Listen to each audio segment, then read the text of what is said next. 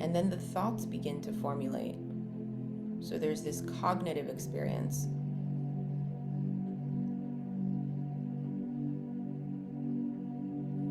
Which is what we tell ourselves.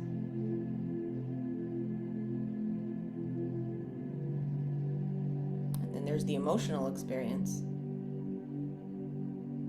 in how we react to what we're telling ourselves. Simple thing happened to be this week. I felt guilty about something. And I found myself feeling guilty, thinking maybe I'm wasting my time doing something, an activity that was really important to me. But there was the guilt that kicked in from, I guess, the pleasure that I was enjoying in the exploration of that field. And really it was taking some time for myself. So I found that thought come in, enter, and was like, and that is the cognitive, which is the thoughts, right? What I tell myself, you might be wasting time with this thing. You could be doing something better. And then the emotional reaction to that was, but I really love this. This makes me feel so good. It helps me develop as a person. So that would be the reaction. And then and the emotional reactions. And then there are many things that can be built up on top of that. And this can happen in a positive or a negative light. But really understanding there's that deep-rooted mountain, which is that stillness and awareness in certain areas. That even though other things might be moving, you can take the time to ground yourself in your confidence, in your ambitions, in your strength. For so many of us, when the cognitive experience shows up in the sense of what we're telling ourselves shows up, we almost believe that that's the thing that's true. And then the emotional reaction is true.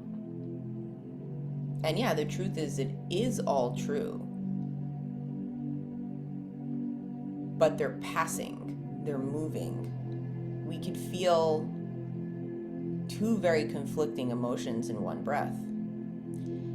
But the thing is that for a lot of us, we give that truth reality, right? When we don't seem to understand that they're sensations and they're fleeting sensations. And then the things that are actually true in our life, those mountain-like things, are the things we should be putting our trust into, right? So rather than allowing these waves, right? Because just like waves on sand, every single time they show up on the beach, they'll show up a little differently, right? So guilt, just like I was saying, that guilt will show up differently every time I bounce another thought against it. So, for example, back to that experience, if that experience was successful, the next time the guilt shows up, I say, well, that was really enjoyable. I might do that again, right? So the guilt will show up in a different form. And then the emotional response will show up in a different form. The reaction will be different.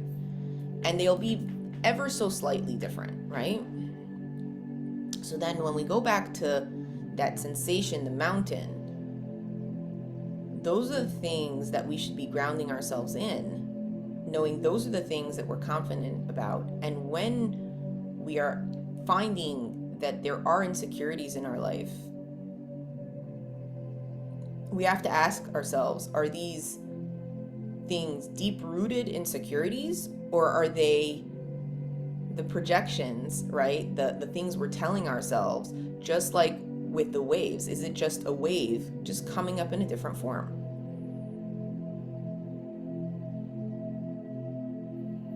So there's more inconsistency around those things, which doesn't make them untrue. They are true. They are still true, right? There's a lot of truth to them. But when we're trying to build on our reality and build this relationship with ourselves, where we're trying to create confidence and stability, the confidence and stability come from things in our life that are confident and stable. And when there's so much flexibility around certain truths, it becomes difficult to gain that clarity as we move forward. So to be that mountain, there needs this commitment. There needs to be a commitment of certainty in certain areas.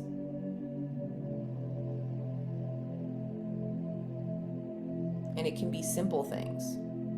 We've talked about this before. Just making a list of certain things that are certain to you. For example, I love dark colors. I love light colors too, but dark colors ground me. Dark colors are warm to me, right? They communicate to me. That is a simple certainty that I know. And again, it might change in the future, but I know this about myself now. So when I paint a wall, right, I usually will choose a darker color depending on the room. But most of the time, I like the darker hues. So for so many of us, we're afraid. There's a lot of fear around those commitments. There's a fear around the certainty. What would happen if I commit to certain things? Well, when you commit to certain things, there are going to be people around you that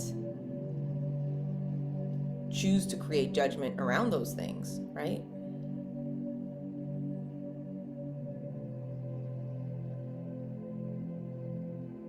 There might be shame.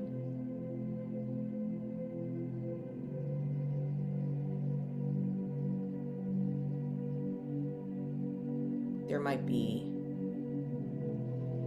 insecurity. Just notice what comes up in that experience.